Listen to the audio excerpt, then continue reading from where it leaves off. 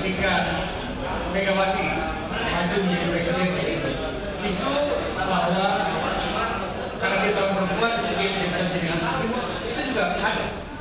Bahkan sebenarnya kalau teman-teman lebih cermat lagi melihat, misalnya saya masih ingat Sofian Tan. Tentu teman-teman ingat nama Sofian Tan. Dia dulu ketika maju jadi wali kota Medan, dia kalah karena isu politik. Karena dia Chinese dan dia Kristen. Nah, saja banyak untuk kota Medan. Tapi teman-teman mungkin nggak ingat. Kemudian sekali lagi Kalimantan Barat, Cornelis. Ketika dia maju, dia budaya, juga kelompok-kelompok Islamis naikkan isu. Kemenangan dia apa? Karena suara dari pengungsi dari Sampang. Pengungsi suara Sampang signifikan memilih dia karena Pak Cornelis memberikan kenyamanan menanggung mereka. Itu Kalimantan Tengah.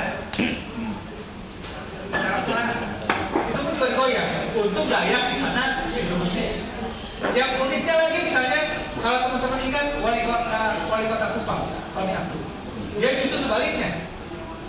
Untuk mendapatkan dukungan, dia menggunakan isu untuk merangkul migran yang Kristen. Kupang itu kan mayoritas Katolik dan Kristen. Dia rangkul migran dan migran yang datang dari Surabaya dan tempat-tempat lain itu disuruh dia untuk berKTP. Migran di Kupang itu 30%, dan dia terpilih. Makanya ada isu muncul soal penolakan pemberian miskin karena teman-teman pemuda-pemuda itu marah dan intoleransi memang seakan-akan tidak berkaitan dengan pendidikan, tapi setara itu mencatat setiap tahun angka itu di atas 200 kasus peristiwa di Indonesia. Kami berikan laporan tahunan sejak 2007 sampai terakhir 2016. Bahkan dalam masa Pak Jokowi pun yang kita harapkan bahwa kasus-kasus intoleransi akan bisa menurun, justru meningkat. Bahkan Jakarta, karena pilkada ini, dalam laporan kami adalah catat 31 peristiwa di Jakarta. Padahal Jakarta biasanya bukanlah daerah yang diradar monitoring kami. Tapi Jakarta untuk tahun 2016 tidak catat. Itu menunjukkan intoleransi itu menguat. Karena intoleransi kita bayangkan adalah seperti kanker. Dia kecil, tumor, kecil, kita lama-lama menguat. Nah, pilkada DKI ini memang seperti kita tadi ini momentum. Karena ada dua kepentingan. Kepentingan pertama adalah kepentingan salah satu kelompok yang sedang bersaing dalam pilkada ini. Karena dia tahu kalau dia hanya mengandalkan program, misi, dan sebagainya, dia tidak bisa menimbulkan kelebihan. Apalagi mengalahkan petahana. Karena seperti saya bilang tadi, petahana selalu mempunyai keuntungan karena dia setelah memperlihatkan hasil kejadian.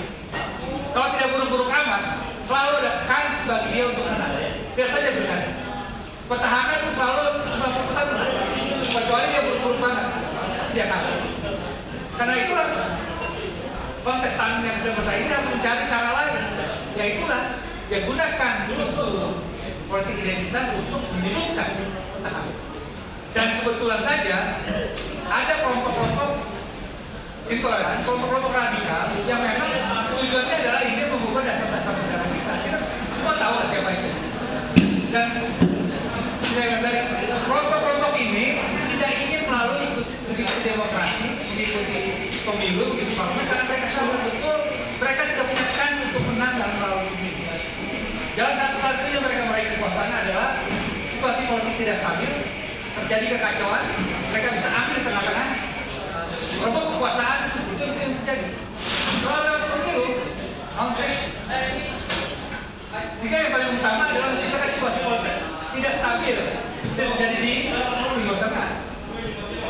Memang betul tadi dikatakan oleh Mas Afiq, dalam segi tertentu dan segi sosialis dalam bahasa Inggrisnya, memang kita belum seburuk separah seperti di Yaman, di Suriah, di Libya, atau di tempat-tempat lain, tapi atau setidaknya tidak seburuk seperti Pakistan. Tapi arah ke sana kalau tidak ada bukan tidak mungkin. Itu yang paling penting. Dan saya setuju dengan Mas Afiq juga. Kita belajar dari 2014. Orang pada bilang sudah nanti kalau sudah pilpres sudah atau sudah pilkada ini situasi akan normal kembali. Ada rekonsiliasi kita. Tapi kenyataannya kita bisa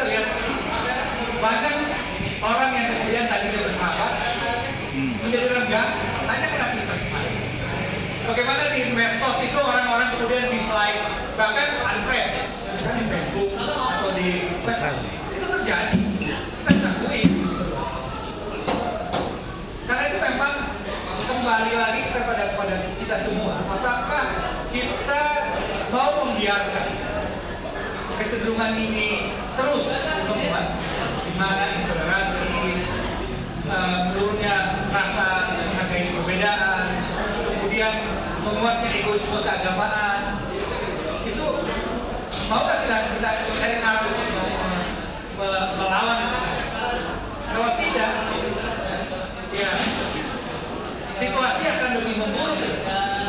Memang betul pilkada DKI ini karena ekspos media massa. Saya akui bahwa ini karena ekspos media massa ya.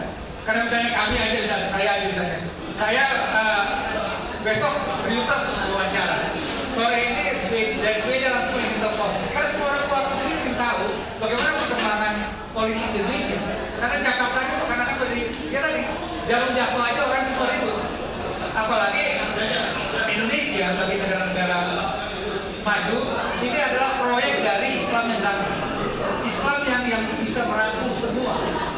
Karena Islam yang bertemu manusia, Islam yang damai, Islam yang ramah, gitu. Bukan marah-marah. Dan ini menjadi proyek internasional. Dan ini semua juga teman-teman NU, Pak Jokowi juga ingin menjadikan itu semua. Itu sebabnya apa ingin dijadikan komunitas Islam nasional dan sebagainya. Tapi kalau ini proyek ini gagal, itu hanya bagi dunia, karena nanti itu persoalan ini bukan hanya persoalan yang kita ada sekarang itu bukan hanya di Indonesia, tapi banyak belahan dunia seperti Amerika. Geert Wilders ini kalau menang di Belanda, saya nggak tahu dia apa jaminannya. Geert Wilders atau Hansen di Australia kalau menang, ya, atau Marine Le Pen di Perancis kalau menang, absolut saya nggak bisa bayangkan. Ini aja kalau macam menang aja dia udah apa? Blacklist di negara Muslim untuk dia datang ke Amerika, ya. Ini bahaya besar bagi Indonesia. Dan itu masih berimbas kepada Indonesia. Jadi memang seakan-akan pilkada tidak berkaitan dengan toleransi, tapi kalau kecenderungan buruk semacam ini tidak kita coba cari, besar ancamannya bagi kesatuan kita. Untuk soal demokrasi ya. Dia langsung, tapi itu memang urusan DPR. Tapi sekali lagi demokrasi meskipun itu banyak kelemahannya, banyak kritiknya, tapi sejauh ini tetap masih sistem yang memberikan ruang bagi publik untuk mengekspresikan, termasuk juga untuk yang masih tetap the best.